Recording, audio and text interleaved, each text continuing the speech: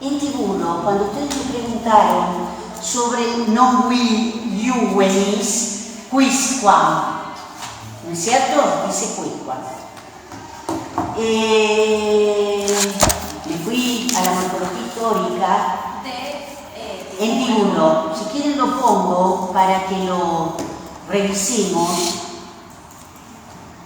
Y van a ver que yo hice como un cambio en la traducción.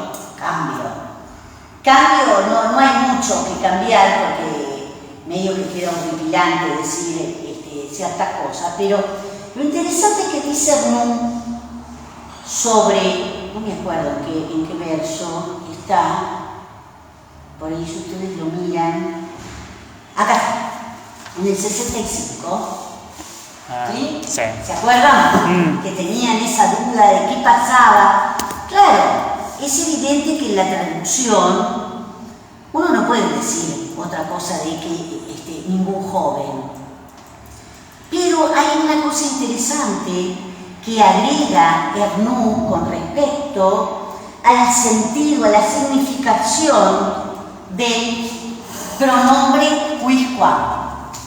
Por supuesto, quisquam, quae, que también puede ser quaequam, pero también quisquam puede ser femenino porque es quisquam, ¿no es cierto? Desde ya que, casi me olvidé, ¿cómo te va?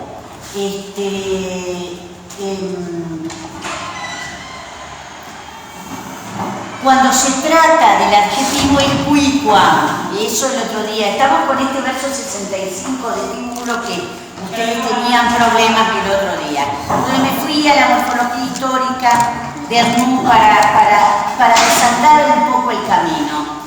Por supuesto ese quisquam también la I es larga, así que por ese lado tampoco no había otra posibilidad. Y el hecho es que quisquam Arnoux lo traduce por persona, por lo cual no hay ninguna posibilidad que no sea sustantivo. El problema está con respecto a este juvenis, que cuando ustedes lo buscan en el diccionario se pueden encontrar juvenis, sustantivo, pero también adjetivo, es decir, juvene.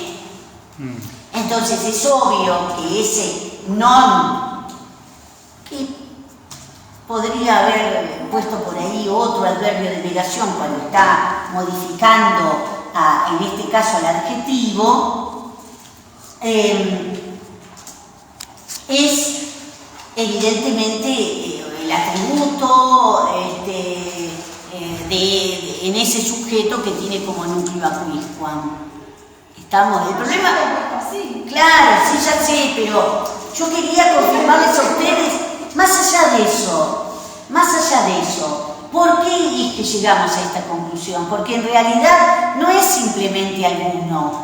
Quisquam en el sentido que le da Arnoux es persona. Esto es lo que resulta interesante. Entonces, por eso es que yo les he puesto ninguna persona joven. Podríamos hacer la traducción. Ninguna persona joven, en consecuencia ningún joven. Pero en castellano ningún joven, el núcleo es joven. Si nosotros lo analizamos en castellano, el núcleo es joven.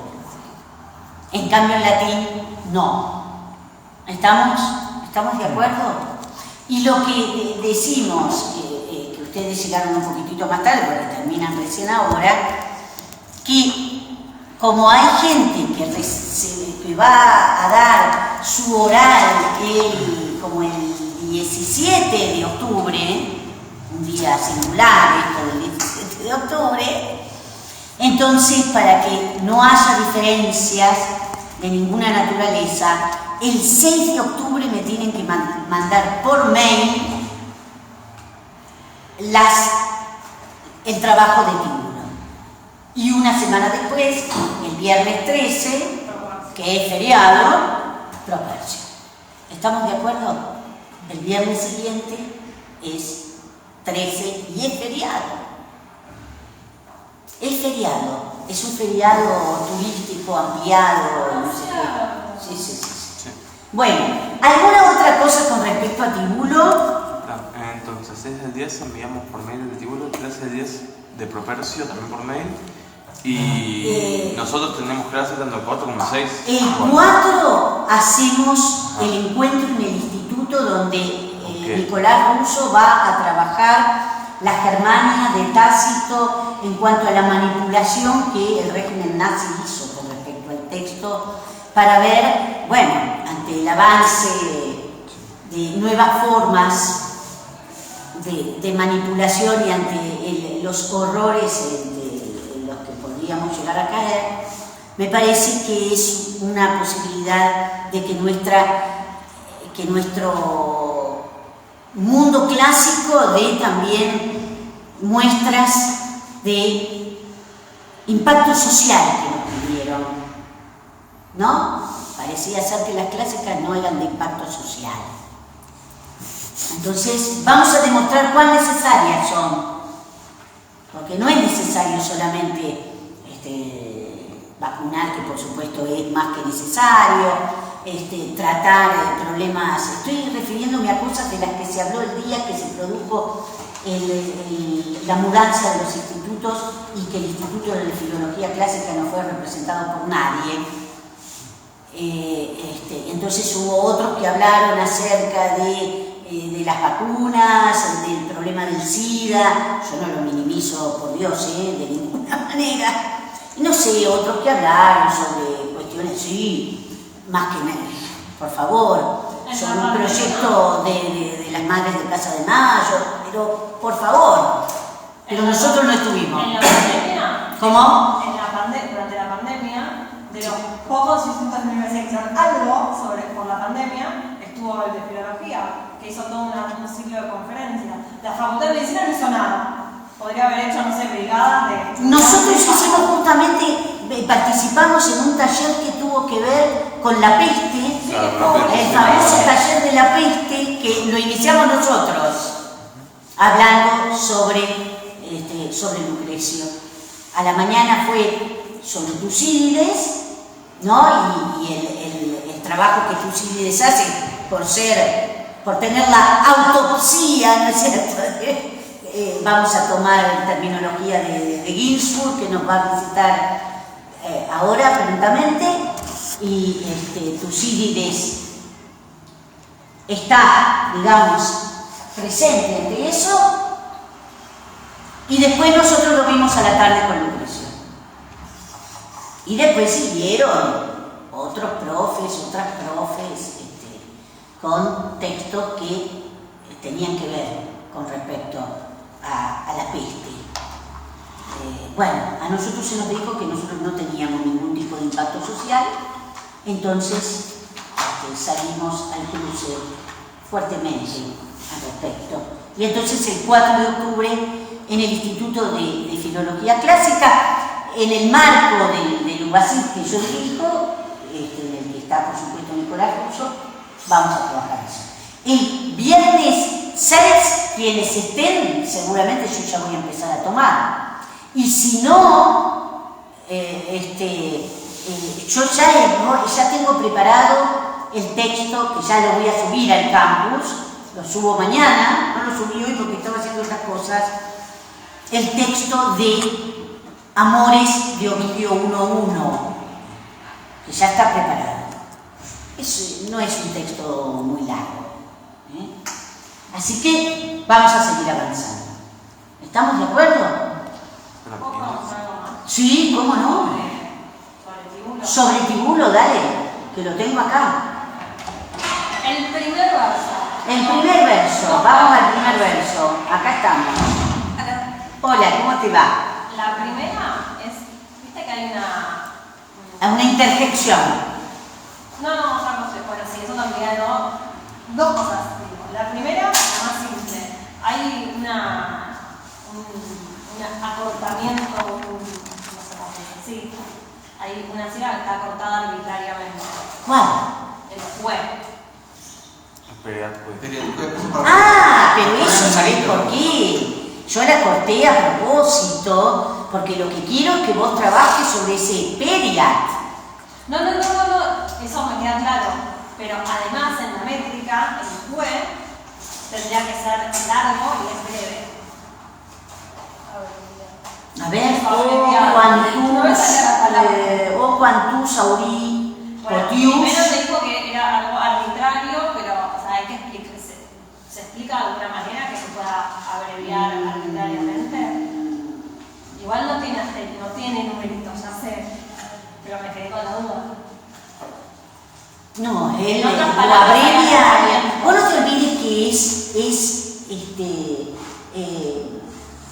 es un enclítico, ¿no? Ya de por sí eso le da un carácter particular desde el punto de vista fónico.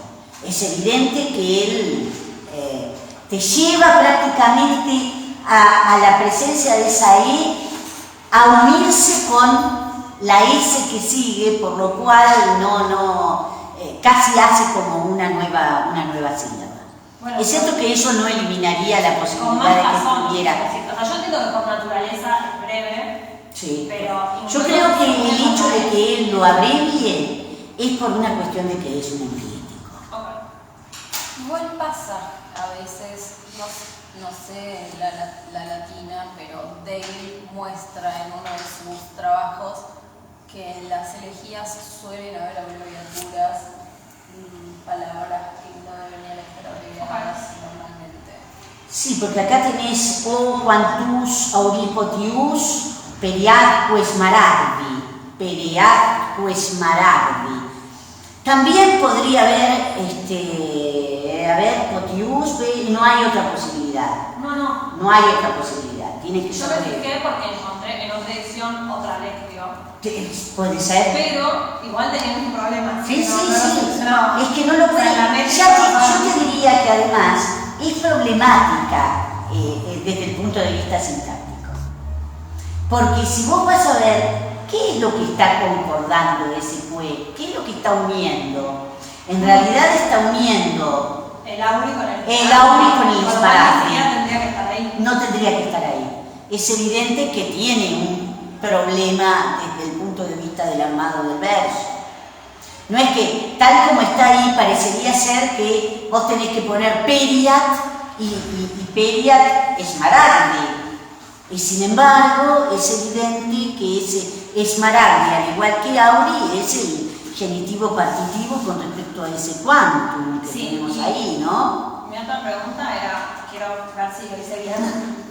Ya sé que bueno, obviamente vos no se evaluar, pero sí, son dos genitivos partitivos Sí. con quantum. Sí. Y todo eso es un predicativo subjetivo del es. Y a su vez todo eso es una incluida, que es el sujeto de feria. Sí, feria. Yo lo puse así, a ver si se entiende. O sea, la oración principal, el núcleo es feria. El núcleo Verbal. verbal, sí. El núcleo del predicado. Sí. Y la única otra parte del predicado es el potius, Lo que pasa es que ese potius, que va acompañado Va con quam. el verso siguiente. Sí, sí, claro, el potius más el claro, verso ese, siguiente, digamos que ahí es- se introduce. El verso siguiente es una comparativa y todo junto es una Sí. temporal. Sí. Mirá, Sí. pero si volvemos al primero, esa parte era como lo que me salió más fácil. Pero, Lo que pasa es que vos tenés toda una proposición que está funcionando como sujeto. claro, quantum es Cuanto es auri, cuanto es auri smaragdi. Ese Exacto. fue, yo te diría que él no lo puede poner de otra manera, tendría que haber puesto yo puse adentro de la esmaradique tendría que haber dicho. Claro, pero no lo puede armar. Por sí. eso yo después lo puse adentro del individual que es sujeto. ¿Sí? Está bien. Ese es el sujeto. Pero dentro de esa subordinada, dentro de esa sustantiva. En realidad yo diría Adjetivo, sustantiva. ¿Y cómo haces el análisis de la sustantiva internamente? De la sustantiva. Claro. Internamente lo hice. Ay, carajo. Porque ese es el Sí, punto. lo hice también. Lo hice. Ay, ¿cómo lo hice? Pará. Vos tenés todo el sujeto, que es Quantum auri smaragdi Es el sujeto. Y el es lo tomé en un valor existencial. sí, o simplemente ibas a poner núcleo verbal. Claro. Yo lo que pasa es, existe hay, cuánto es, uno podría Claro. literalmente decir, cuánto es de oro, ¿no? También. Yo lo tomé. pero por eso es cuánto existe, pero aún más allá de, esa es una cuestión meramente semántica, el verbo sigue siendo el verbo y por lo tanto es el núcleo verbal. Yo lo busqué el quantum y justamente lo que encontré es que suele ir con los genitivos particulares con el Claro, porque además vos no te olvides que como es, que está fosilizado de esa forma, siempre es un neutro, pero vos te encontrás con quantus aún. Claro, pero cuando va el neutro...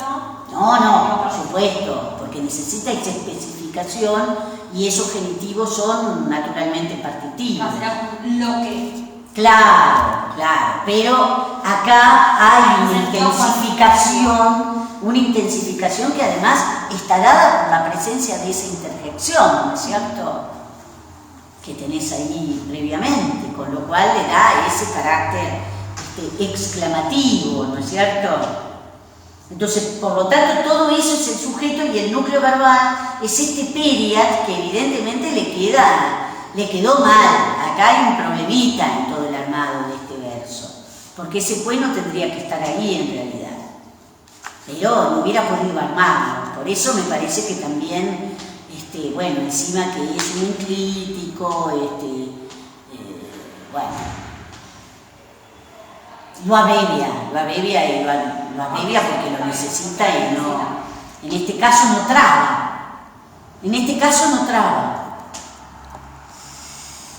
Yo además puse la palabra para que ustedes busquen también el origen de la palabra, qué es lo que les dice con respecto a esa que es, por supuesto que literalmente da esmeralda, pero se pueden encontrar con algunas traducciones que habla de piedras preciosas. Digamos que entonces... ¿Esto lo relaciona también con el griego? ¿Cómo? Con el griego. Claro. Gutmann, por ejemplo, dice que como es de origen griego esa palabra, o eso lo entendí yo al menos. A ver. Como que primero Aui, después Esmeraldi, como que hace un viaje. Eso es medio... Bueno, yo creo que él habla... Quizás acá lo que estoy poniendo es esta nota exótica, ¿no es cierto? Cierto exotismo en el uso de esta piedra preciosa que en definitiva es una sinécdoque, ¿no es cierto?, de diferentes tipos de piedras preciosas, ¿no es cierto? Que tienen, por cierto, un carácter simbólico, pero sí habla del exotismo. Esto nos remite a una cuestión exótica. Además, ahí también hay otra posibilidad para defender el por qué no trabe esto, porque la palabra no es de origen latino, ¿no? Eso también lo podemos tener en cuenta. Pero es evidente que el verso tiene un armado que no es, si uno lo piensa, no es muy correcto. Acá nos posicionamos como gramáticos y como comentaristas, ¿no es cierto? Porque ahí no tendría que estar el juego. No tendría que estar el juego. Bueno, entonces, es cierto que el núcleo verbal es este periat, yo les puse la nota para que ustedes lo busquen, qué sé yo, lo enuncien, me digan qué pasa desde el punto de vista de su flexión verbal y además cuál es el valor de ese subjuntivo, que por supuesto a lo largo del texto nosotros vimos que pasaba con el uso del subjuntivo, ¿no es cierto?, en esta elegía, ¿no?, que desde el comienzo arranca con el uso del subjuntivo. ¿Sí? ¿Estamos? Bueno, ¿alguna otra cosa más? Dale. ¿Vieron? Empiezan a salir, cuando uno se mete en el texto empiezan a salir más cosas. El último verso. Vamos al último verso. ¿Y Es magnífico, ¿viste? Me encantó, sí. Está... Los últimos versos. Sí. Fíjate, ¿a dónde estoy? Acá está. El dites. Hay que hacer alguna mención a... ¿Se puede hacer una mención a cómo es Adiós. Adiós. Si querés, no te olvides, bueno, la relación con el inframundo. Sí, obviamente. De ahí proceden las riquezas, ¿no es cierto? La relación con la minería, la extracción. Con la divinidad. Porque, digamos, comparte por lo menos la raíz, ¿no? Yo creo, sí. La raíz, sí. Comparten la raíz. Porque pero lo que es resulta como una forma... interesante el uso de la palabra, pero Sí. lo que él está apuntando es Sí, a las riquezas, a las riquezas bien terrenales. Sí. fundamentalmente a las riquezas. Y además, bueno, el hecho es interesante también el armado del verso, la repetición de esos dos Sí. repiquian, ¿no? Es raro. Que lo coloca en posición central, en los dos extremos, ¿no es cierto?, del pentámetro coloca los dos objetos directos. Y es evidente que esto del hambre tiene que ver con versos anteriores, Sí.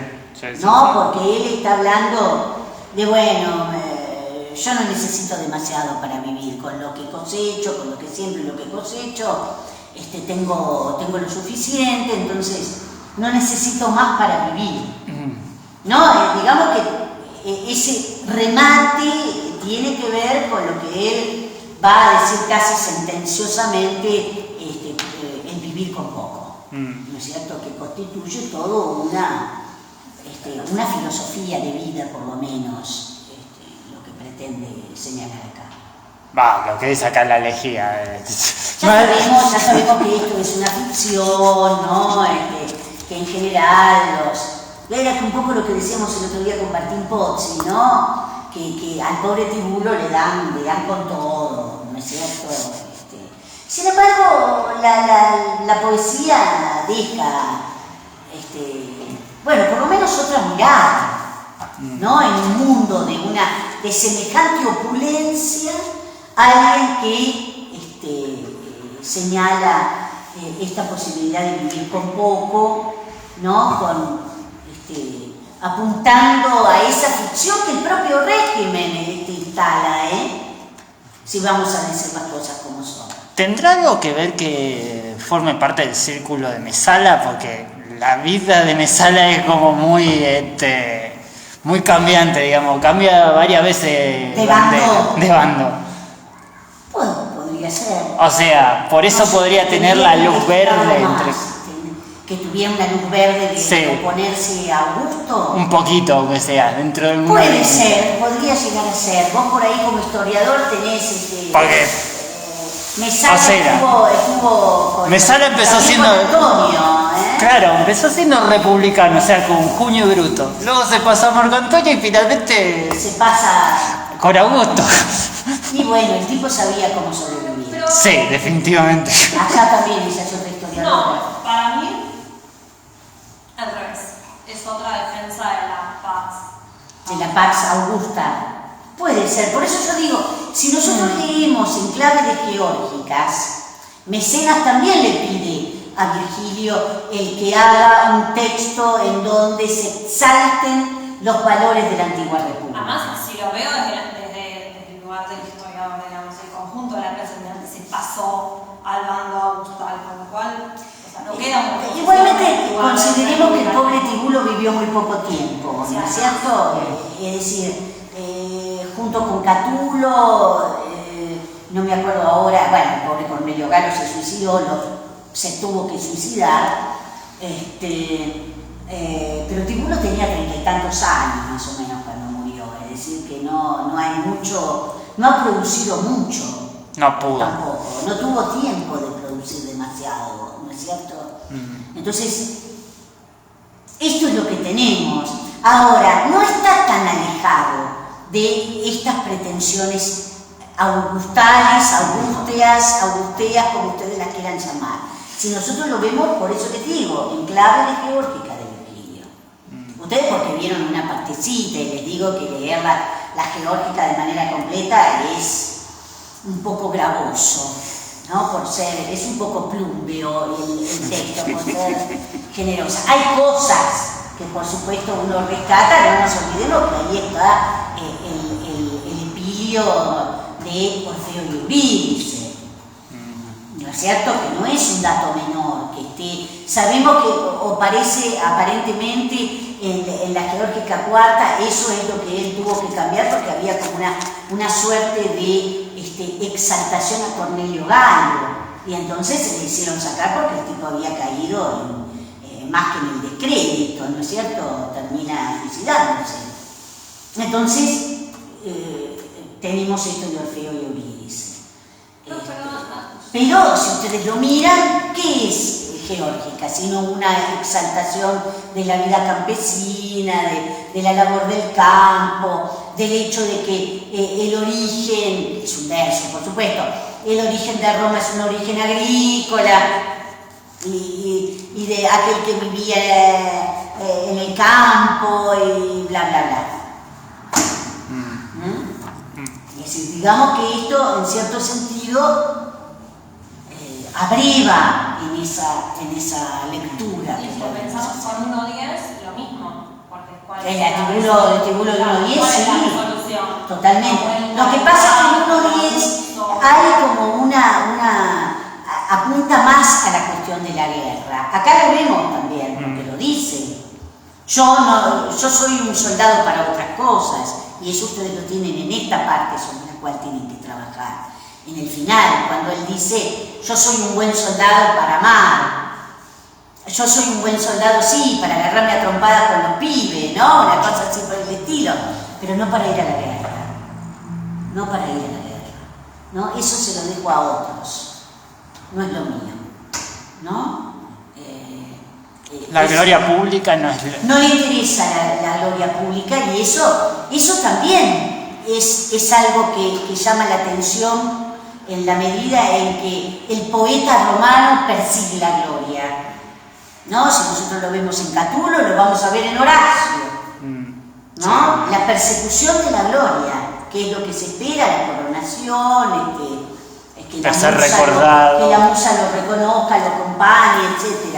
Uno lo vio en Lucrecio, que estaba en una tremenda soledad en muchos sentidos. Dice, yo soy un poeta que me animé a transitar los caminos que otros no transitaron. Cuando hace su propia autodefensa y se reconoce como poeta. ¿No? Esto me parece que es muy fuerte, esto que es el antepenúltimo verso, ¿no? Aléjense, que las heridas sean para otros, que sean para los varones ambiciosos. Yo traduje ambiciosos porque muchos ponen ambiciosos, pero si uno toma el sentido del adjetivo es deseosos. ¿Deseosos de qué? Deseosos de gloria, deseosos de riquezas, deseosos de tierras. Porque acá hay una crítica muy grande al latifundio, ¿no es cierto? Cuando sabemos que la economía romana se sustentaba a través del latifundio. Por supuesto también del comercio, eso desde ya. Pero el latifundio es la base de la economía romana. Y si no lo tenían en Roma, lo tenían en otras partes del imperio, porque para eso se hace un imperio, para tener de dónde tomar materias primas, ¿no es cierto? Y esclavos, no nos olvidemos de eso. ¿Cómo? Y esclavos, no nos olvidemos de eso. Pero desde ya, ese es el sistema imperial. Bueno, ¿alguna otra cosa con respecto a Tibulo? Yo tengo una duda con las notas 49 y 62, que es Dum. 49.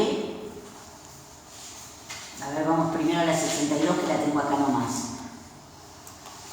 Sí, Dum. En los dos está marcado el Dum. Sí, pero por ahí es simplemente para que ustedes lo vuelvan a poner una y otra vez. Ok. Esa era mi duda. Pero además, no es para mucho más. Es lo que hice. Claro, sí, no hay para No mucho me había dado más. cuenta que estaba 2 veces, pero sí. O sea, yo le puse... En el 62, ¿y cuál más dijiste? 62 y 49. Bueno, nada más que por eso. Ah, no, ok. Porque dije, ¿qué? ¿Por qué otra vez? Porque te está introduciendo otra, Sí, otra proposición. Nada más. Ahí ustedes hasta podrían poner, bueno, ese imperio en relación con el Dum, también si quieren agregarle algo más, ¿no? Lo interesante, ustedes no se olviden, siempre Dum más indicativo presupone una cosa, Dum más subjuntivo presupone otra cosa. Si bien los dos son circunstancias, son conjunciones que introducen proposiciones temporales, sabemos que La diferencia uno lo advierte en la traducción, ¿no es cierto? Porque ese un consubjuntivo presupone una posibilidad, una potencialidad, ¿no? Hasta tanto, tal cosa. Listo. Entonces, ¿Ya estamos? sí. ¿Ya está? ¿Estamos con el Creo que figurito? el yungamus estaría más que nada por el subjuntivo, ¿no? ¿Cómo? El yungamus que aparece en la nota 51. Sí, pero Tenemos fíjate bien que el por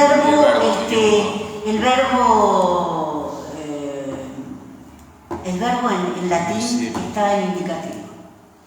Por ahí mi error, mientras los usados lo admiten, ¿no? Aunque eso admitir, Sí. está bien, tendríamos que haber puesto admiten. Pero es sin, no está mal. No, por eso, está en indicativo. Está en negativo. Está en indicativo, ¿sí? Claro, No hay le da otro, unas- pero es eso. Claro, tu traducción debe ser. Sí. Lo que pasa es que después tenés un subjuntivo exhortativo. Eso marca las diferencias, ¿eh? Porque eso es algo que además después, ustedes si después se largan a enseñar, la cuestión del uso del subjuntivo en oración simple, uno dice oración simple, en oración principal, es muy importante. Los distintos matices del uso del subjuntivo, ¿no es cierto? ¿Qué les digo? ¿Qué sé yo? Uno toma así baños, que es muy linda la sintaxis de baños, porque trabajan desde perspectivas gramaticales diferentes. Pero qué sé yo, el cuadro que te tira no sigue siendo todavía muy efectivo ahora.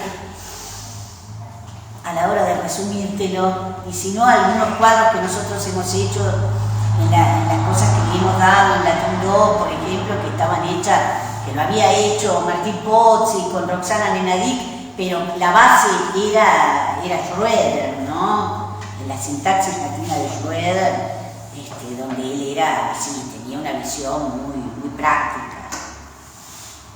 Pero también hay muchas más cosas para decir si ustedes analizan este uso de un indicativo, después de un subjuntivo exhortativo y después un futuro, como tienen en Güeñe. Bueno, es interesante que dice Yam, Güeñe. Ya vendrá, ¿no?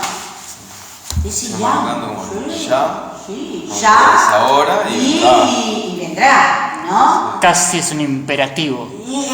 Casi. Sí, casi. Sí, medio como, Claro, como medio, claro. incluso como... Sí. Como diciendo no te vas a escapar. Es Joto, la muerte. Dando Sí. el aviso. Sí. Es muy linda esta parte, a mí me gustó realmente mucho. Sobre todo la fuerza que tiene ese unamos, ¿no?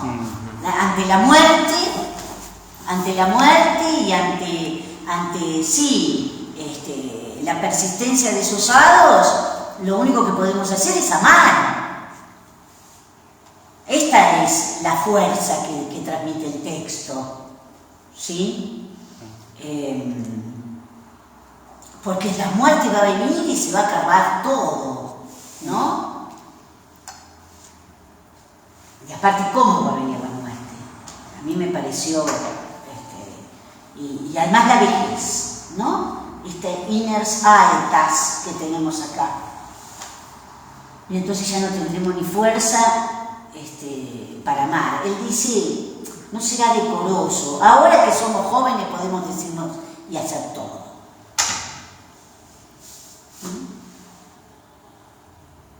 Es casi una suerte de carpe diem esto. Claro. Lo que está haciendo. Y aparte ese yam, que ustedes ven ahí en esa posición, ¿no es cierto? Bueno, ¿estamos? ¿Alguna cosa más? Va saliendo. Yo les quería mostrar, que se los señalé el otro día, que había varias cosas, bueno, que por ahí se pueden buscar, y después seguimos por supuesto con Propercio. Yo les quería mostrar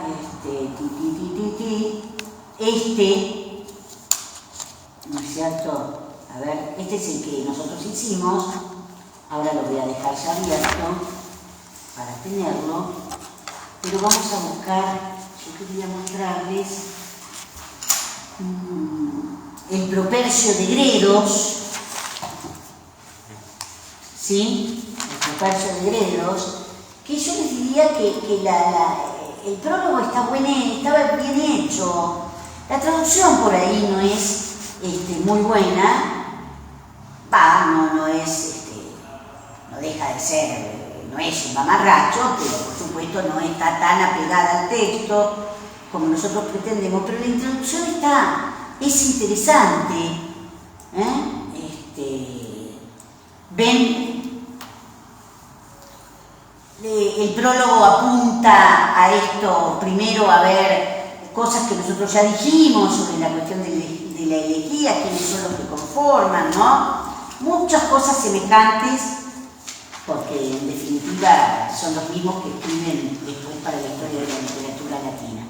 Y fíjense cómo los que hacen el prólogo en esta edición van trabajando los distintos géneros que van a terminar digamos, de fusionarse en la elegía, ¿no? Y cuando nosotros entremos a trabajar con Ovidio y con Amores, uno a uno, lo primero que vamos a ver es que Ovidio pone un epigrama, ¿no? Es decir, esa relación que nosotros establecimos entre el epigrama y la elegía, por supuesto que la sostienen acá.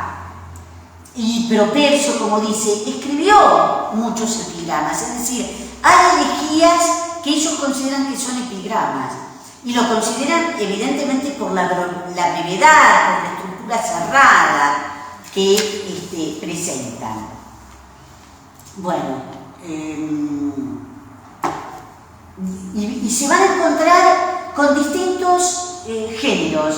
Esto de la elegía narrativa, las conexiones con la poesía bucólica. Fíjense que por más que acá está hablando de Propercio, si nosotros lo pensamos en relación con Tibulo, en Tibulo hay mucho de poesía bucólica en sus elegías. ¿Qué es lo que lo convierte a Tibulo en un poeta elegíaco? Fíjense que en la 1.1 tenemos que esperar bastante para que aparezca el tema amoroso, ¿no es cierto? Cuando él está hablando sobre la vida campesina, ¿no? Y cosas que podemos claramente encontrar en el mismísimo Virgilio. Esto otro que es muy lindo, que dicen estos autores, la comedia. Pensar en la comedia como un antecedente de la elegía, sobre todo en cuanto a algunos personajes, ¿no? Ven que dice acá, como el joven enamorado, la cortesana avariciosa, la astuta alcahueta, ¿no? Que son algunos de los personajes que aparecen también en la elegía. Y algunos otros temas, como estos, que son como la Militia Amoris, el Foedus Amoris, es decir, el pacto de amor, que por ahí podemos verlo en la pareja de jóvenes protagonistas en la comedia.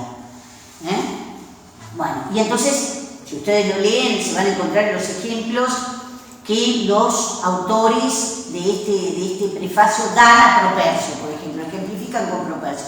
Otra cosa, la carta erótica. La carta erótica es un tema, una de las primeras, creo que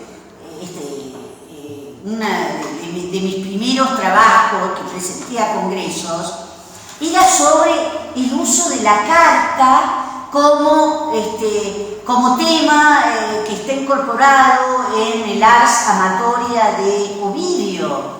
La carta como recurso, ¿no es cierto?, en una relación amorosa. Y esto también se encuentra entre los temas de los elegíacos y particularmente de Propercio, y entonces le dan ejemplos.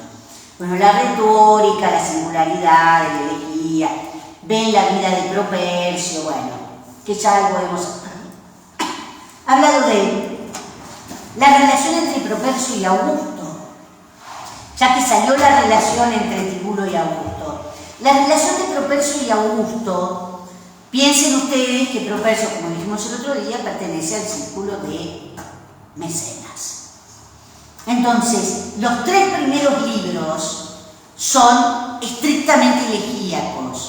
El cuarto es el que se acerca a lo que el propio Augusto quiere, ¿no? Entonces, el último de los libros de Propercio, como decíamos el otro día, es etiológico, es decir, retoma el camino de Calímaco y esto de las causas, casi el uso del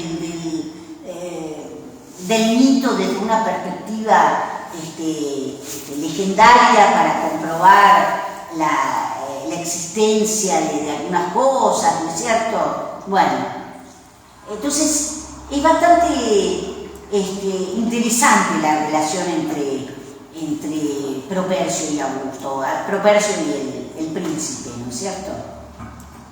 Los 4 libros, entonces ustedes acá pueden ver cuáles son los temas tratados en este primer libro, que se conoce con el nombre de Monobiblio, que yo se los dije, y acá aparece la primera elegía, es la que estos prologuistas llaman el programa de amor, la locura de amor por Cintia, ¿no? Que no tiene remedio, ni aún consultando a las brujas. Y acá tienen ustedes los distintos temas que aparecen en el Monobiblios, ¿sí? Ahí aparece, ¿no? Ustedes lo van a ver en este primer texto, en lo que ustedes tienen que completar, la dedicatoria a este Tulo. Este Tulo aparentemente es el sobrino de un prefecto de Oriente que estaba, por supuesto, formaba parte del partido de Augusto. Con lo cual uno puede establecer la fecha de composición y de aparición de este Monobiblios entre el 29 y el 28 a.C., ¿sí? Sobre todo por la presencia de este Tulo, que es el sobrino, ¿no?, de este prefecto del que hablábamos, que aparece en más de una oportunidad, y sobre todo aparece en la primera, aparece, bueno, como vemos acá en la 14ª, pero también aparece en la última, en la 22, que es donde se cierra el Monobiblios, y ahí aparece lo que puede considerarse como la exfranis, es decir, el sello, ¿no es cierto?, en el que exfranis que le dedica a Tulo. Bueno, así él va a hablar de los distintos, lo que hacen el prólogo de los distintos libros. Como ustedes pueden ver, hay mucho para sacar de acá, ¿eh? Y acá está Cintia.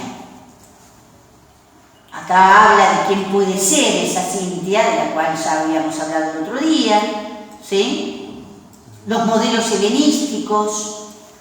Hay mucho, como ustedes pueden ver. Por supuesto, como siempre, Calímaco no falta, pero sabemos que el comienzo de esta primera se debe a Meleagro, ¿no? Bueno, es larguísimo. Y es la cuestión del mito. Esto es lo que caracteriza a Propercio. Y ustedes se van a encontrar rápidamente con que Propercio desplaza su problema con Cintia, el hecho de que Cintia lo rechaza, ahora más o menos lo vamos a ver, es hasta ahí donde yo he hecho, y a partir de ahí que ustedes tienen que completar, ahí aparece el mito de Atalanta. Yo tengo una pregunta Sí. respecto a esto. Ojo, porque hay distintas variantes del mito. Eso iba a decir, o sea, ¿se puede hablar de una ortosis de Propercio? ¿En qué sentido? Lo que hace a la manera pindárica de tomar el mito. Sí, puede ser, a pesar de que, viste, mucho no se habla puede ser que Propercio, yo no he visto que a Propercio se lo compare con Píndaro, en ese sentido.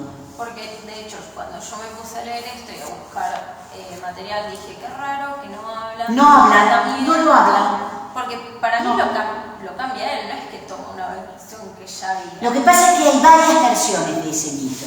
Eso ahora yo voy a buscar Porque lo el chequeé en el texto diccionario de Grimal esto. en el de Grimal, sí, pero de esto yo también te voy a mostrar lo que dice la edición de Fedeli, donde se habla de distintas variantes de ese mito. O sea, en vez de buscar... Pero nadie habla de que Propercio se haya inspirado en Píndaro.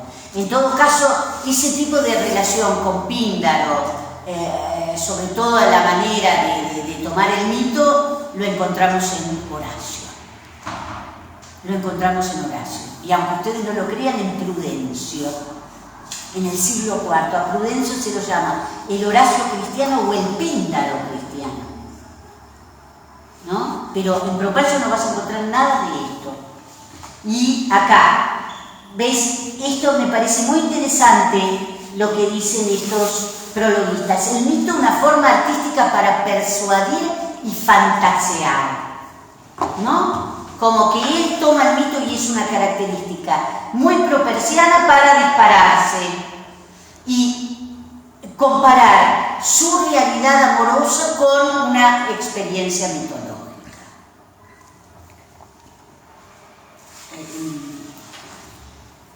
Y ellos trabajan, así que ustedes pueden ver, acá está. La función retórica del mito es evidente en Prudencio. Unas veces el poeta emplea un exemplum, es decir, acá lo que hacen estos prologuistas es mostrar las distintas formas de utilización del mito. Y una de ellas es como exemplum, para persuadirse a sí mismo de que es posible conseguir el amor de la altiva Cintia. Y entonces para eso recurren a compararlo con Milanión, ¿no? Que consiguió poder acceder a la esquiva Atalanta, que por cierto él no la llama de esa manera, la llama por el hecho de ser hija de, ¿no? Y eso también es otra complejidad más, porque nos distancia aún más, porque tenemos que recurrir a ver de quién estamos hablando, ¿no? Y ahí es donde aparece mencionado Tulo, en este poema que ustedes tienen que trabajar. Ven que la llama la altiva hija de Iaso, de Jaso.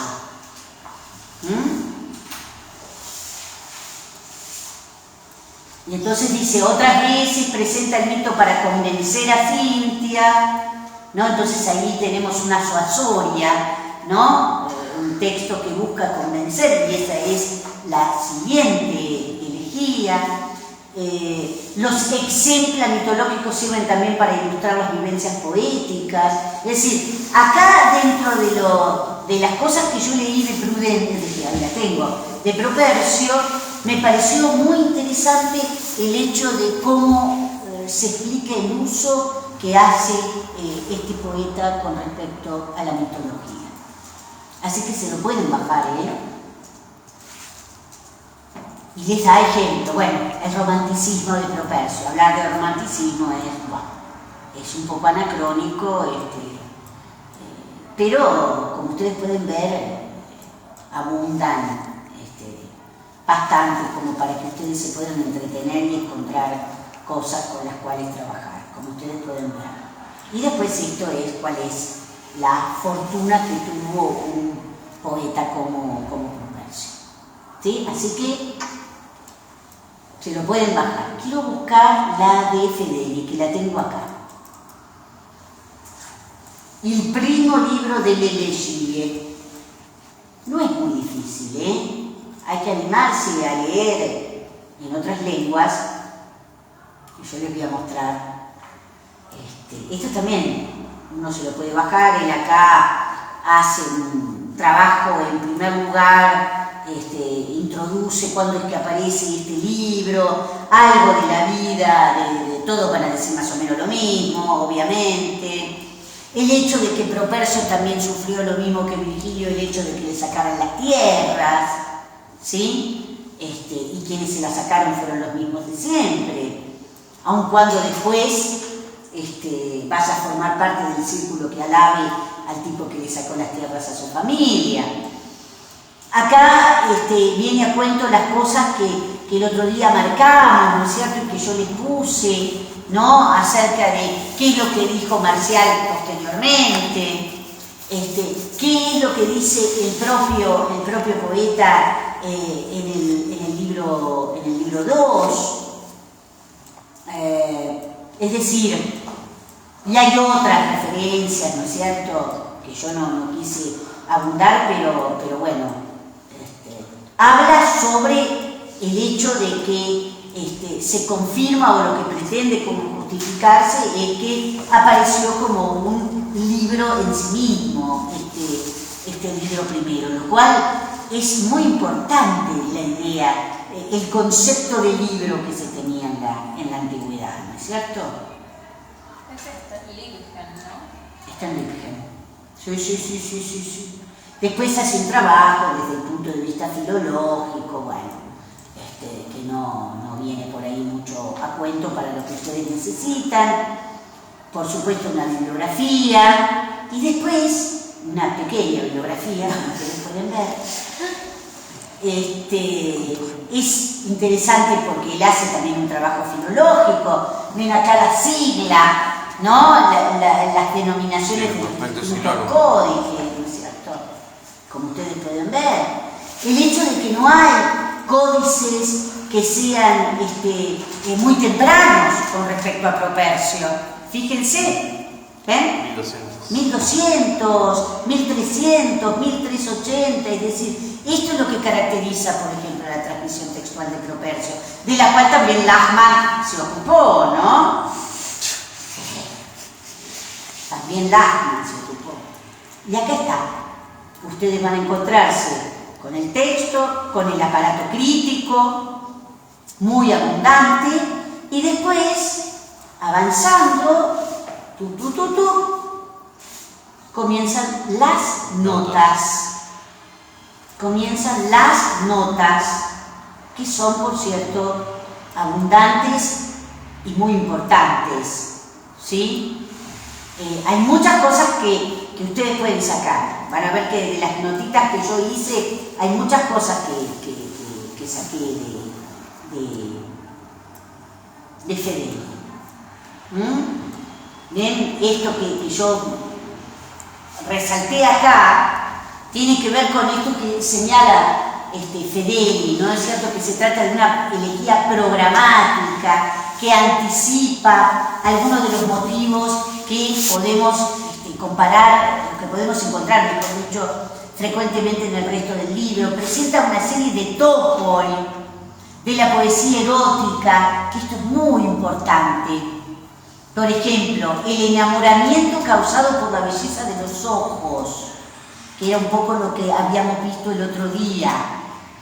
Segundo, este eros luchador, que ahora lo vamos a ver, ¿no es cierto? Es un eros, es un cupido, es un amor que va a pisar en la cabeza al amado, ¿sí? Lo va a someter. Eso es uno de los tópicos de la poesía erótica. Después, por ejemplo, tercero, la casa. La casa. En el verso 9. Ahí es donde empieza prácticamente la cuestión del mito. No nos olvidemos que Atalanta es una cazadora, es una virgen cazadora, ¿no es cierto? Bueno, el enamorado pronto está dispuesto, mejor dicho, a soportar todo sufrimiento por esta mujer amada, que es un poco lo que pasa con Melanión, pero por supuesto que él la consigue vencer a Atalanta, ¿sí? El enamorado que busca confortarse en la soledad. También vamos a ver esto como parte del mito, que Melanión anda, ¿no es cierto?, por las cuevas donde habitan las fieras, ¿no es cierto?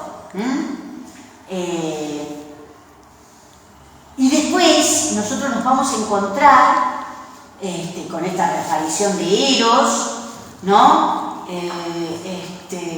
Y además con el hecho de la aparición de lo llamado remedia amoris, que es esto que van a buscar a las magas o van a buscar a las brujas para romper el hechizo. La liberación del amor como alternativa a la pasión no correspondido, la fusión de los amigos que pueden socorrer, el enojo, la ira del enamorado como signo de revuelta o de este enfrentamiento en la confrontación propia de lo que es el servitium amoris, ¿no? El viaje a tierras lejanas como una forma de remedio. Algo semejante que nosotros podemos ver en el capítulo 11, ¿sí? Y un tópico muy conocido dice que es aquel del poeta que se instala como praeceptor amor, como preceptor de amor en el cierre de la elegía. Como ustedes pueden ver, esto que yo les señalo es algo que a ustedes les puede servir, ¿sí? Lo que yo les dictaba. Todavía, como ustedes pueden ver, no va palabra por palabra casi como podemos encontrarlo. Y esto también les destaqué. Entre los versos 1 y 8 es donde se describe las fases del enamoramiento. El lenguaje es aquel típico de la poesía erótica, ¿no es cierto? Ahí aparecen como diminutivos, algo que también habíamos visto, por ejemplo, en Catulo. El hecho del uso del sermo communis, que eso también es propio de Catulo, ¿no? Ya habíamos hablado del uso pleonástico de adjetivos. El adjetivo improbus, para referirse a amor. La estructura, estructuras frecuentes en los poetas augusteos como etnon, el ablativo para expresar un tiempo continuado en el verso 7, es decir, como ustedes pueden ver, las notas de Fedeli apuntan a cuestiones sintácticas, a cuestiones lingüísticas, a cuestiones lexemáticas. Bueno, el cambio estilístico entre los versos 9 y 18, que ese es, observen ustedes, el contexto mítico, del 9 al 18. El lenguaje elevado que utiliza en este punto, que contrasta con el uso del sermo communis anterior, ¿no? ¿Por qué? Porque está haciendo una narración de carácter mitológico. El uso de arcaísmos, que no hay que, digamos, perder de vista esto que aparece en el verso 9, el uso instrumental del ablativo, por ejemplo, del gerundio en lugar del participio presente. Bueno, yo señalé una serie de cosas que me parecieron sumamente importantes, que viene de alguien que es uno de los grandes maestros de la poesía, del análisis de la poesía erótica, como es Paolo Fedeli. Y acá recién comienza el análisis.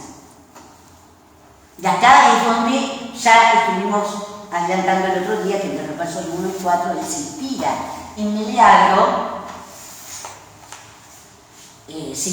Meleagro, pero por supuesto amplifica. Y acá tienen el texto de Meleagro, si ustedes por supuesto quieren trabajar, él va a decir esto lo toma, esto lo deja, etc. ¿Estamos? Y así van a ver, miren, ¿ven? Y acá comienza prima, suoso quedi, miren todo lo que va diciendo, ¿no? Es abundantísimo lo que ustedes pueden ver en este texto. Este texto lo mandé al grupo yo. Está ahí. Lo mandé, no sé. ¿Estamos? ¿Sí? Pueden mirar esto. Después tenemos el de Camps, otro más. No son, las notas no tienen nada que ver, es también libro primero, lo mismo, se van a encontrar, todos dicen lo mismo con respecto el prólogo de Camps es más o menos lo mismo que ustedes pueden encontrar también en Gredos, lo mismo, esta es la de Camps,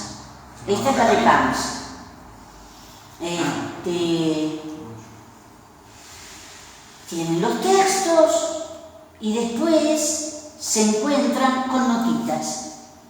que no son muy abundantes. También está el epigrama de Meleagro, que es digamos, el intertexto, ¿no? Así que otra cosita más que se pueden bajar, no son muy abundantes las notas, y como si fuera poco, no sé si el otro día se las mostré, creo que es este, que es la de Richardson. Esta es toda la obra de Propercio, toda. Y digamos que el prólogo es más o menos lo mismo, todo es lo mismo. Así de simple. No van a encontrar grandes diferencias. Los contenidos, bueno, tienen la posibilidad de ver cómo es que se arma una edición crítica, ¿no es cierto? Miren, lo que hicieron los de Gredos lo sacaron de acá. Yo creo que está la misma estructura que copiaron. Consideraciones generales, Propercio y la elegía romana. Yo creo que por poco lo traducen, con alguna variante, para no demostrar que lo copiaron. Lo mismo, ¿qué dijo Marcial? ¿Qué dijo Quintiliano? ¿Qué dijo el propio Propercio?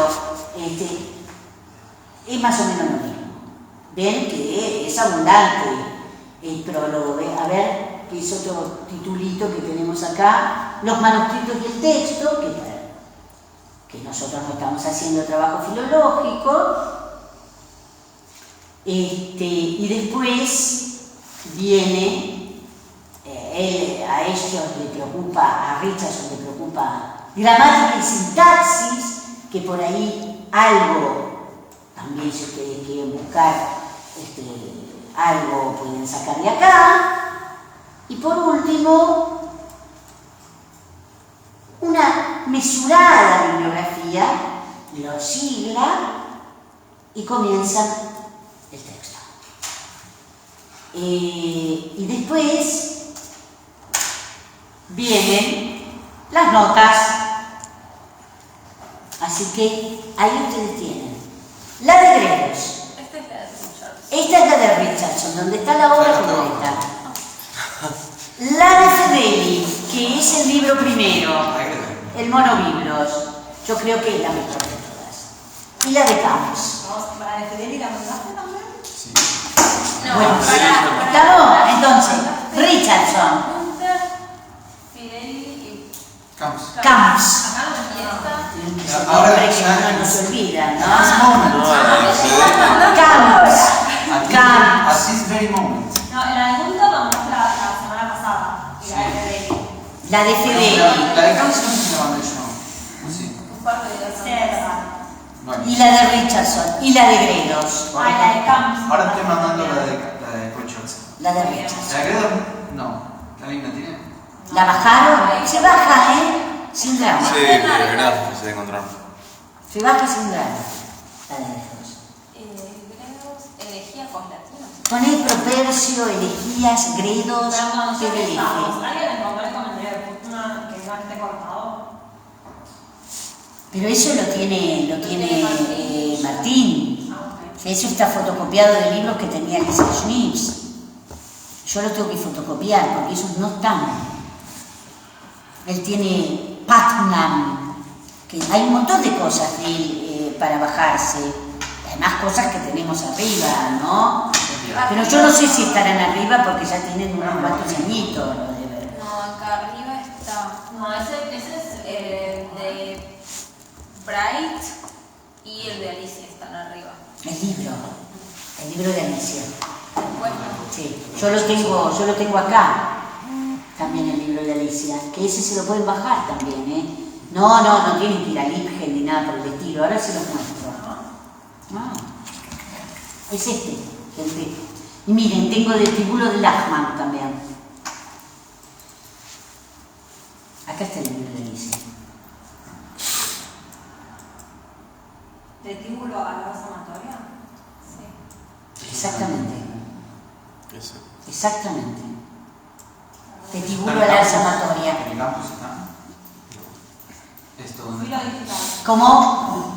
Arriba está. Esto está Schnips. Alicia Schmitz. No, pero lo que está en internet son dos partes que son las no actualizadas. Este Este es el es el original. original. Sí.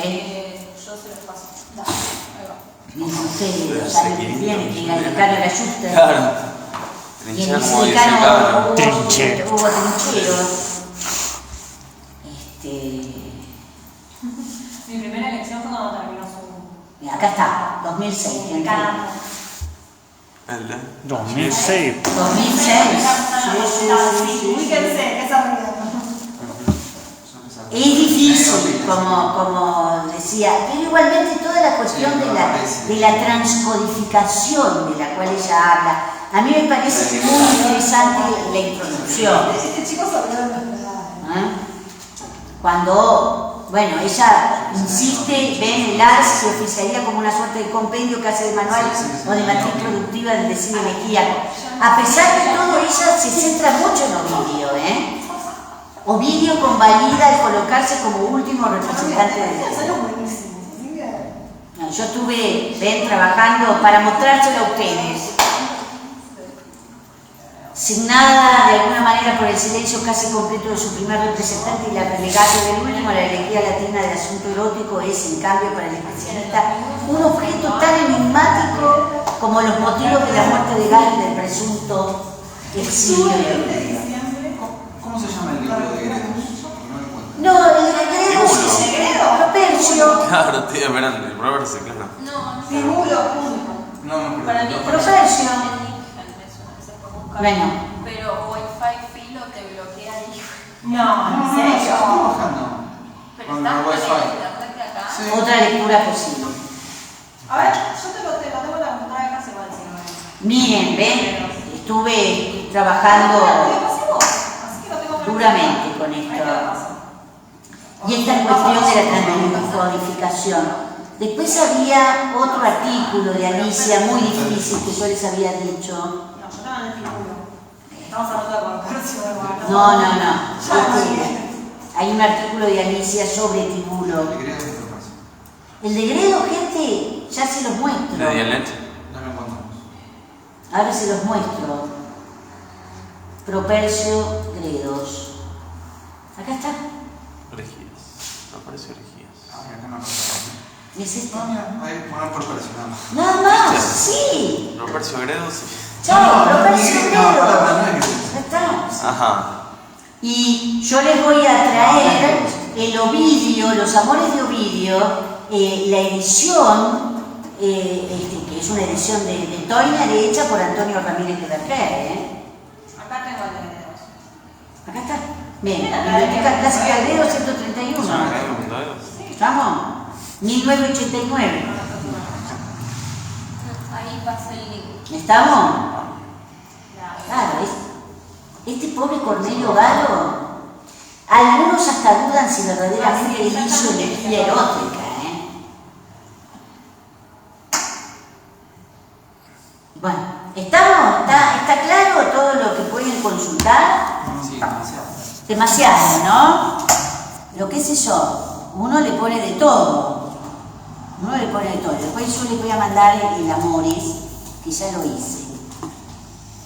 Entonces cortamos unos minutitos y vamos a pegarle duro a esto, porque ya el miércoles vamos a escuchar a Nico Russo y el viernes, bueno, a los cupiditos, sino que se refiere simplemente a los deseos. Y esto, el propio Fedeli, si ustedes miran en su edición, dice largo entendido habla de las distintas posiciones al respecto, ¿no es cierto? ¿Cómo es esto? ¿Metonimia?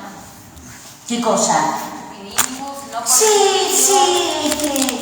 que puede ser una suerte de metonimia, pero vos no te olvides que no necesariamente Cupido quiera decir o se refiere solamente al Dios, ¿no es cierto?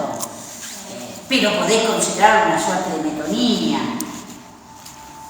Bueno, lo importante acá que nosotros tenemos una construcción de participio, ¿no es cierto? Una construcción de participio predicativo. No nos olvidemos que el objeto directo lo tenemos acá, que es este me, mísero también como un predicativo, si ustedes quieren, a mí, mísero. Decíamos el otro día de no hablar, ustedes si van a la traducción de Gredos dice mísero de mí, ay, mísero de mí, como si se tratara de una construcción de acusativo exclamativo. No, la construcción de acusativo exclamativo es otra cosa. Acá es claro que ese me es el objeto directo de un verbo como capio, que es un verbo transitivo, y miserum simplemente lo está modificando. Que podemos considerarlo como si fuera evidentemente un predicativo objetivo. Yo no lo veo de ninguna manera como un acusativo exclamativo. Sí vamos a encontrarnos después en Amores 1.1 de Ovidio clarísima una construcción de acusativo exclamativo. Es decir, no nos olvidemos que por algo se habla de acusativo exclamativo, porque se trata de una suerte de interjección es una cláusula de carácter interjectivo, que hasta podría, por supuesto, aparecer un infinitivo. No sé si ustedes se acuerdan de algo que uno ve, por supuesto que así, a vuelo de pájaro, por todas las cosas que hay que ver en un latín 2, que se habla de infinitivo exclamativo, y lo que acompaña al infinitivo exclamativo como sujeto es un acusativo, pero acá nada que ver con respecto a eso. Sin embargo, la traducción de Gredos lo hace como si se tratara de un infinitivo, de una construcción de acusativo exclamativo. Y el pentámetro sí es, sin lugar a dudas, la construcción de un participio predicativo con este núcleo contacto, ¿no es cierto?, ante un cuando y, por cierto, un agente, mejor dicho, una causa eficiente, ¿no? De cum más tango, ¿no? ¿Cómo? De cum más tango. Claro, claro. Bueno, de esto que decía Ben Fedeli, el hecho de que aparezca Okelis, yo les señalaba el otro día la relación con Catulo, ¿no es cierto?, sobre todo con el capítulo 3. Ese diminutivo que es propio también de un vocabulario afectivo, que lo podemos encontrar, como el propio Fedeli dice, en la poesía erótica, pero al mismo tiempo también pertenece al salmo comunis, ¿no es cierto? Bueno. Claro, eso también, pero ahí sí son los cupidos, ¿no es cierto? En el libro 3 sí son los cupidos, ¿no? Porque en medio de este dolor tremendo ante la pérdida de la mascota, sí, no, Marcial es un desgraciado, realmente. A mí considerar que yo no lo veo eso, sobre todo porque hay dentro de la poesía helenística, poesías dedicadas a mascotas, ¿no? Y me imagino que el dolor ante la pérdida de la mascota, bueno, puede ser muy importante. Hay poesías dedicadas a anillitos, hasta animalitos muy pequeños, ¿no es cierto? Y por qué no, un pájaro. Esto es verdad. Y esto que decíamos, a mí no tocado antes por ningún deseo, llegamos a comentar, eso ustedes si lo revisan en las distintas ediciones de las que hemos hablado, se van a encontrar que pareciera ser que él tuvo sí otra amada antes, pero no una amada con la importancia de esta Cintia, ¿no es cierto?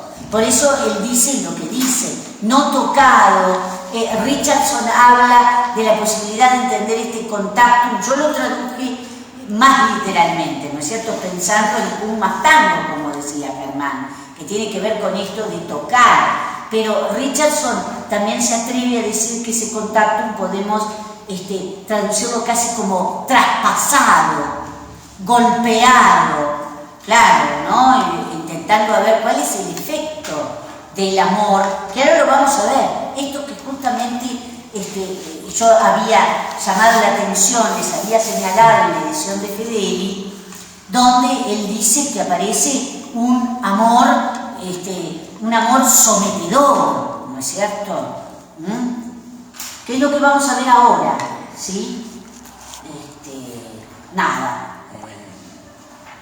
Ninguna Okeli, Semiserum, y teníamos acá también alguna referencia que yo les pongo a este contactum, que es una cuestión etimológica, ven, la referencia que yo les digo con respecto a lo que opinan las distintas ediciones, ¿no es cierto? Y una referencia, como ustedes pueden ver, de carácter sintáctico. Después vamos a hacer una métrica, van a ver que no hay mucho, no es muy difícil. Seguimos con la cuestión del dístico elegíaco, por cierto. Y acá está, esto que dice el propio Fedeli, ¿no? Ese tum, ¿no? Como un... está estableciendo la conexión con lo anterior, pero no deja de ser un adverbio de tiempo y en consecuencia un circunstancial.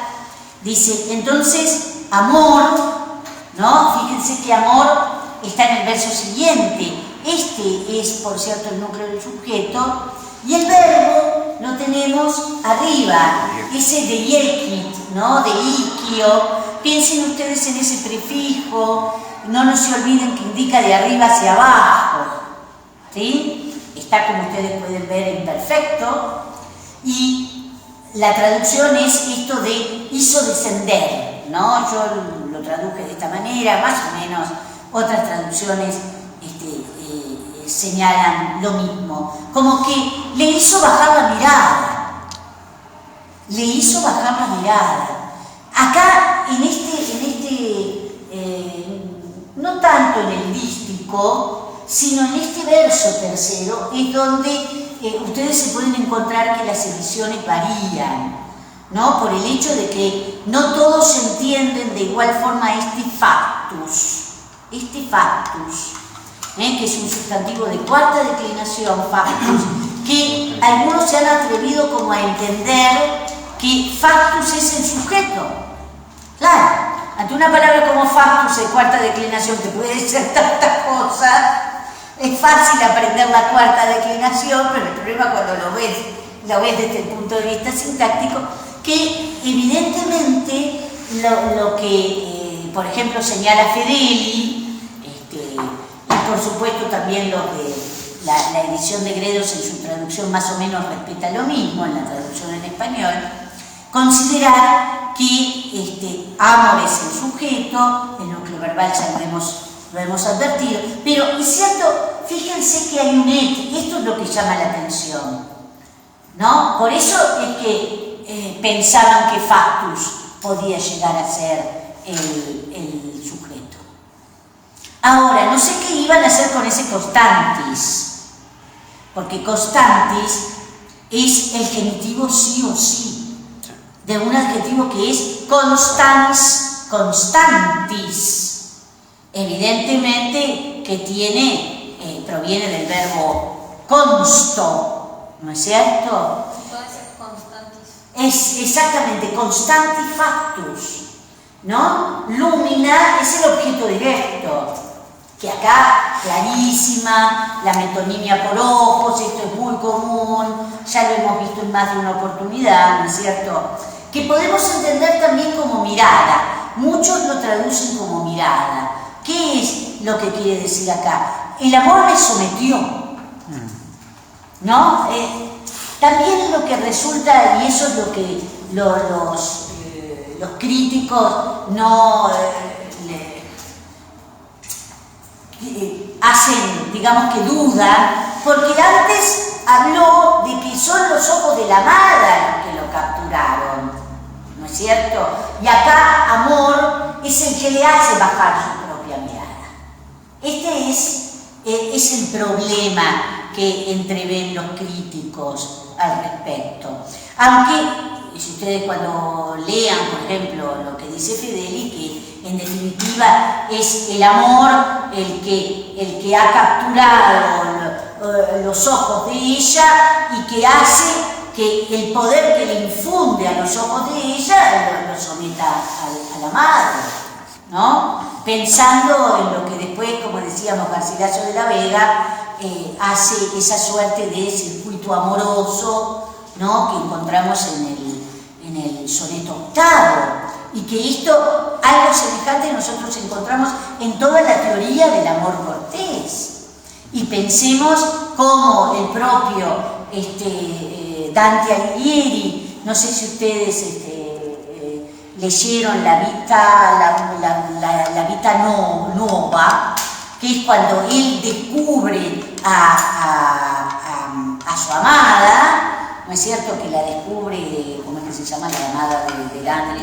La Beatrice, que la descubre ahí cruzando el puente sobre el río Arno, y van a ver ustedes que lo primero en la que ellos se entrecruzan es la mirada. Jamás se hablaron, ¿no es cierto? Cuando él dice que su mirada lo dio vuelta y que por eso él quedó perdidamente enamorado. Exactamente. Hasta que vuelve a ver sus ojos, y es cuando en un sueño vuelve a ver sus ojos. Exactamente. Una comedia. Es Vive el amor.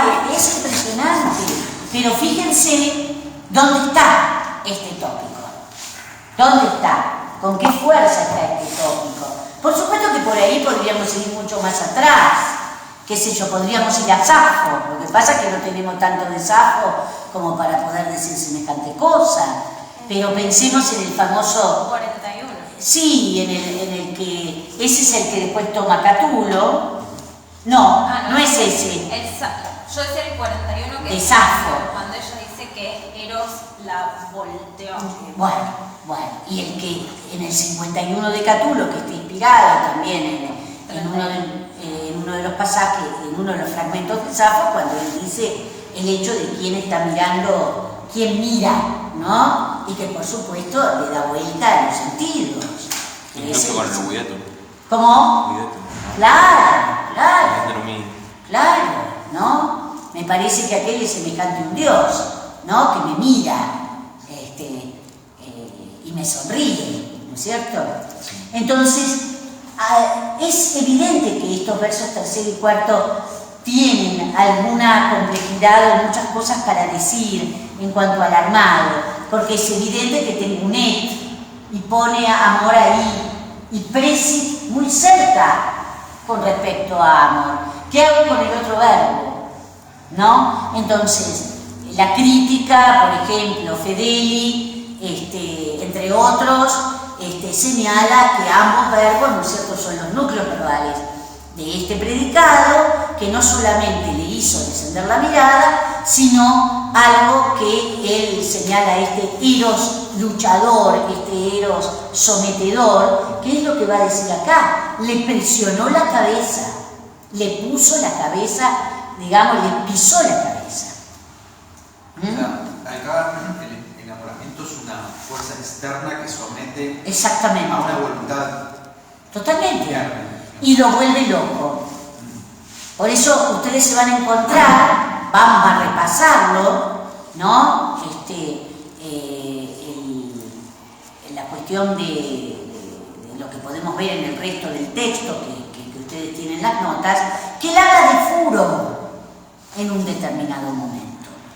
Entonces, no nos olvidemos de ese concepto de furor, que es el concepto de aquello que, esa especie de fuego que se va adueñando de las venas, ¿no?, y que entra por las articulaciones, y que nosotros lo hemos visto en el 51 de Catulo. Lo dice claramente, lo podemos entrever en el libro cuarto de la Eneida, en el libro primero de la Eneida, prácticamente en el final del libro primero de la Eneida, ¿no? Por supuesto, en la figura de la pobre Dido, que es el juguete de las diosas, ¿no es cierto?, al respecto. Entonces, se ilumina como núcleo del objeto directo, que está modificado, ¿no?, por un genitivo. Constantifactus. ¿Y qué es impositis? Impositis spiribus es una suerte de ablativo absoluto, si ustedes quieren, un ablativo absoluto. Yo lo traduje como si fuera un circunstancial. Pero si ustedes quieren traducirlo como un ablativo absoluto, lo pueden hacer perfectamente. Y amor presionó mi cabeza, imponiendo sus pies, ¿no?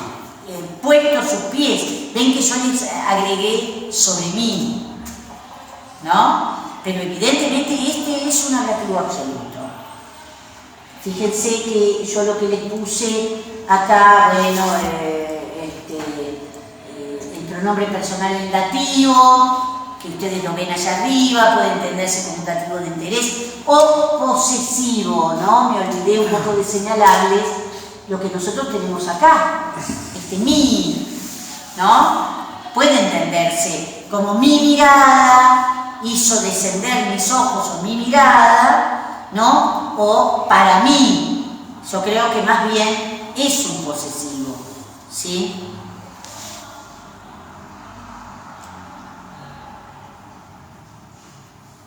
Y este adjetivo, atención, ¿ven? ¿Qué tipo de genitivo es ¿no? Constantifactus? Y esto lo señalan los editores, lo ven como un genitivo de cualidad, ¿sí? Constantis factus. Lo interpreta Fedeli, lo dice de esa manera. Ven que les pongo acá diferentes interpretaciones entre los clínicos, por cuál es el sujeto, es probable que Propercio iguala el poder de los ojos de Cintia con el dios del amor. Esto lo dice Fedeli, ¿sí? Bueno. Una pregunta, ¿y el nombre de Cintia? Cintia, y... ¿De dónde sale? No, puede ser una relación con Apolo. Con Apolo. Por eso es una referencia... Es griego. Sí, es griego de la guerra china. Sí. Por eso pregunto, ¿qué? Sí, pero a veces, en algunos casos, sí tenés que podés encontrar razones para esas denominaciones, en otros casos no. Ya sabemos de dónde vendría Lesbia, por cierto, pero tanto Cintia como Delia también están relacionadas con Apolo, ¿no es cierto? Con la belleza. Yo creo que en relación con la cuestión de que él es el dios de la poesía, ¿no es cierto? Ahora, con Ovidio, Corina, no tiene nada que podamos decir al respecto, por ahí tendríamos que investigar más. Pero esto de darle nombres exornativos, a veces relacionados con ciertas cuestiones que nos llevan, qué sé yo, bueno, como en el caso de Catulo, a su amor por la poesía sáfica, va a ser después una constante en la literatura erótica de los siglos y de los milenios subsiguientes. Es decir, es propio que estos poetas eróticos no digan el nombre real de su amada, sino que lo escondan bajo estos nombres en clave, ¿no es cierto?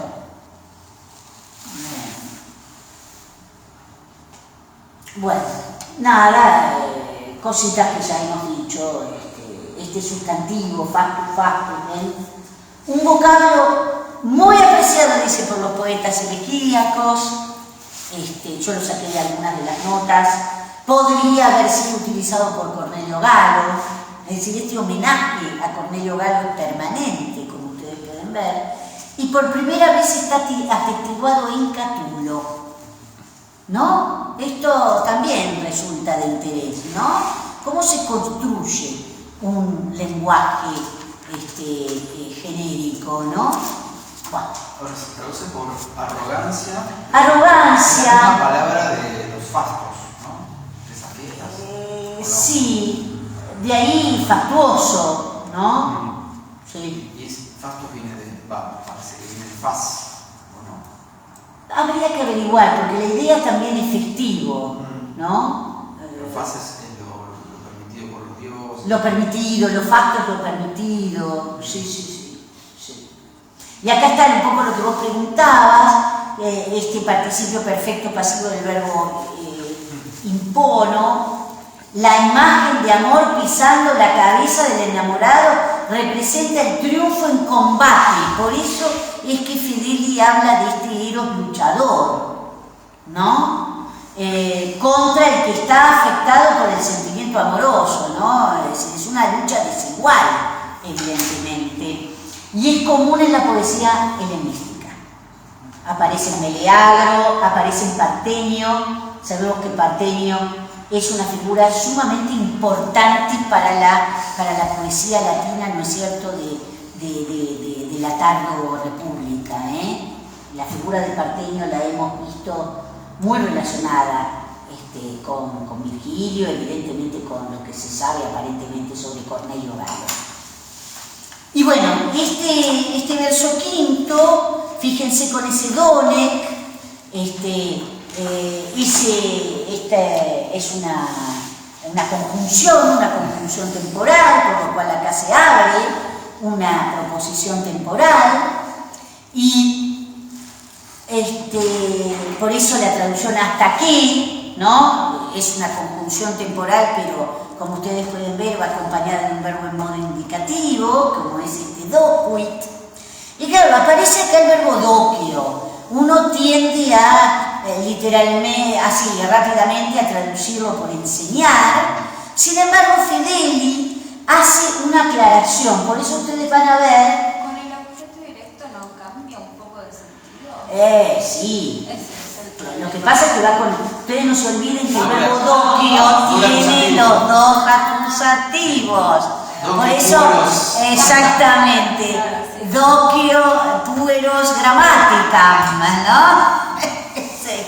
Entonces, por eso ustedes ven que yo les he puesto, en primer lugar, algo interesante que se dice con ese verbo, con respecto a ese verbo, que es indujo, inducir, ¿sí? Es lo que nos señala Fedeli. Esto no cambia el régimen del verbo, porque tengo un objeto directo de cosa, como se dice vulgarmente, y un objeto directo de persona. El objeto directo de persona es ese me, sin lugar a dudas.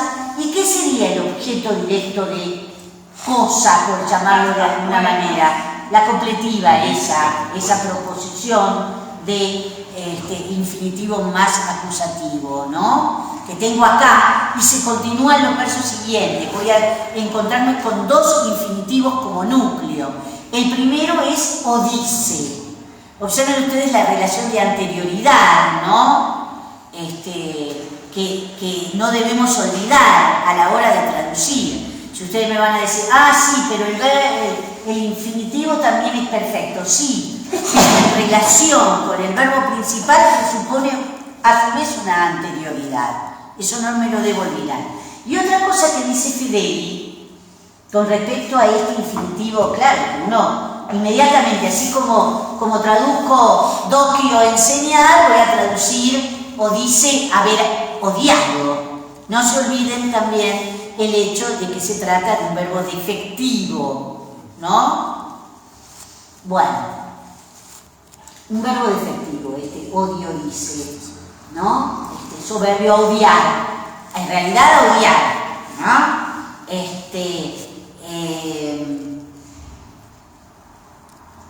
Me enseñó a odiar a las castas muchachas. Yo lo mantuve como odiar. En realidad lo que Fedeli sostiene es que hay que interpretar en este caso odio, dice, y ahí se termina por supuesto el enunciado de este verbo, significa aburrirse. Él lo interpreta de esa manera. Entonces, el amor me insinuó a que las muchachas castas me aburren. Me insinuó a que las muchachas castas resultan aburridas. Esa sería la traducción que nos sugiere, que nos insinúa Fedeli. Para ponerlo más picante. ¿No? ¿Qué quiere decir un poco? Y acá se abre otro problema.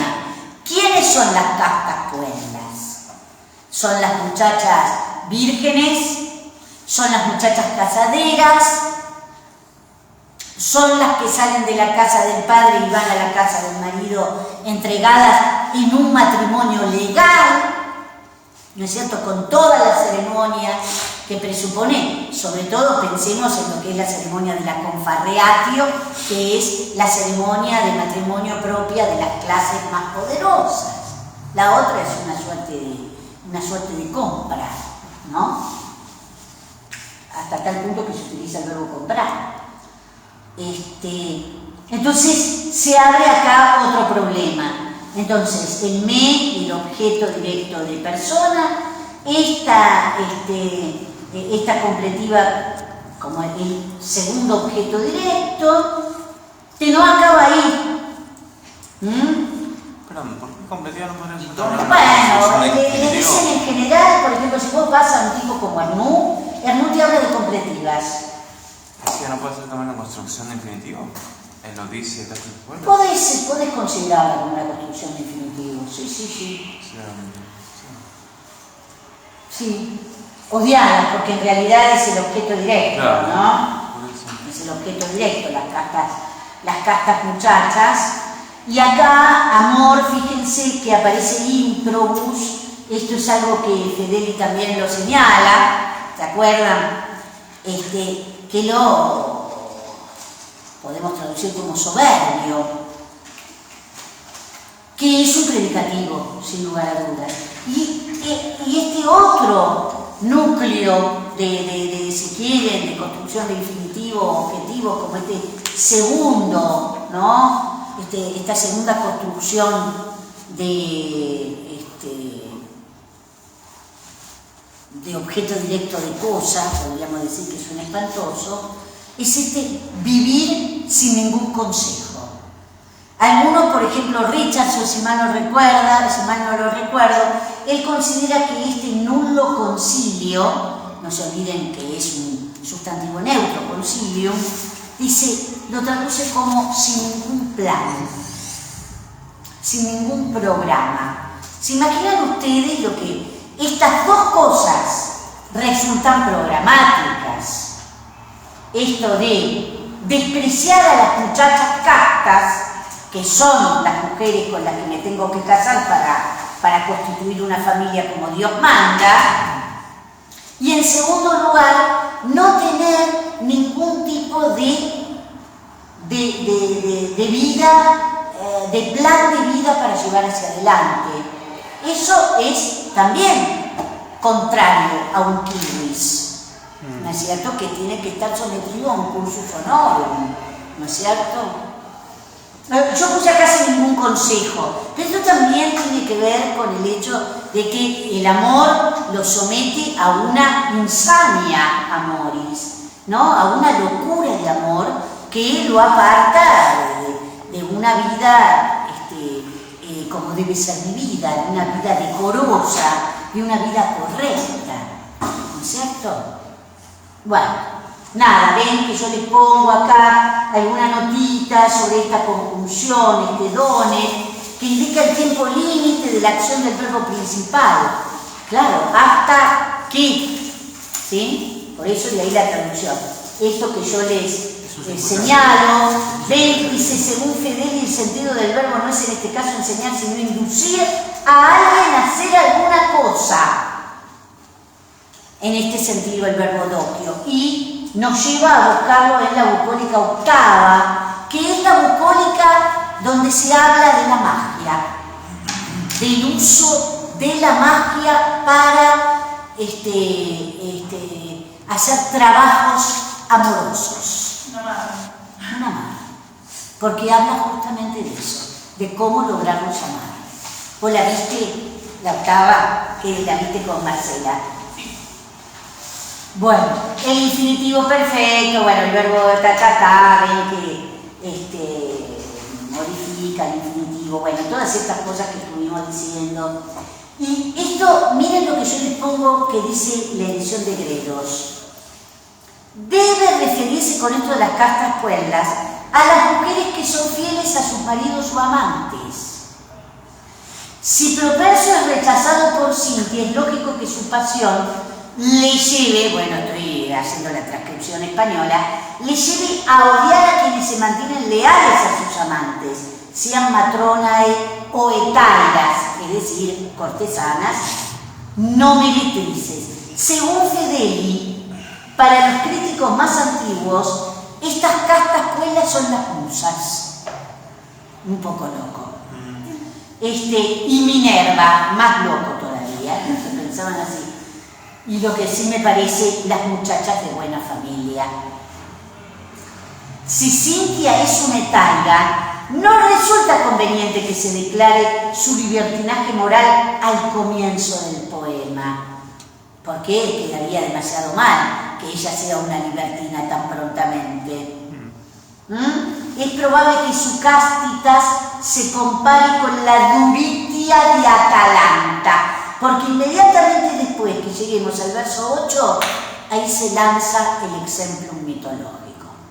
Esto lo dice Fedeli, esta es la interpretación de Fedeli. Si ella se mantiene casta, si esta Cintia le dice no y le cierra la puerta, con lo cual estaremos ante el tópico del Paraclausituron, es igual que Atalanta, que no quiere ceder a los varones, ¿no? Entonces, las muchachas, estas castas son aburridas, y dentro de este grupo estaría primeramente Cintia hasta que se termine sometiendo. De la cual se hablará en los versos siguientes, donde se centra el poeta. Una pregunta. Sí. ¿No podría ser que le indujo a odiar a las castas muchachas, o sea, a las que corresponde casarse, y en cambio A mí me parece que eso es más lógico. Yo les puse acá, Cintia, que es un poco más divertida? es un poco más libertina, pero ella en primer lugar no le da bolilla. En primer momento no le da bolilla. Esto es importante tenerlo en cuenta. Y otra cosa que es esto del sentir aburrimiento, esto lo toma Fedeli de Plauto y Terencio. Por eso esta relación que en la edición de Ledo vemos con respecto a la comedia, ¿no? Esto lo toma de Plauto y Terencio y poetas como Virgilio, Horacio, Ovidio, bla, bla, bla, incluso en la prosa filosófica ciceroniana, donde el verbo odi tendría este sentido. ¿No? Tendría este sentido, no precisamente en Catulo, donde cuando él dice odietamo, es te odio y te amo. Y no hay vuelta atrás en ese epigrama famosísimo 85. ¿No es cierto? Esta es la interpretación de Fedeli. Por supuesto que nosotros no tenemos por qué seguir a Fedeli. Yo les estoy mostrando algunas cosas que podemos extraer de las ediciones, pero ustedes pues, y podemos acá desandar este camino, de construirlo y tener nuestra propia mirada. Yo lo veo más así, también como vos lo ves, ¿no? Y después, y ya nos vamos, sí, nos repasamos, que es improbus, con función predicativa, como les decía, un epíteto común en la poesía amorosa, augustea, o augustea, o autal, al igual que saebus, es decir, salvaje, cruel. Eso es amor. Y este predicativo se lo explica a Amor, claro, que está allá arriba, ¿no es cierto? Que había quedado en el verso 5, el verso 4. Propercio busca insistir, bla, bla, bla, patéticamente. Y nada, alguien puede leer lo que yo le pongo con respecto a ese infinitivo, y se terminó. Ahí se terminó.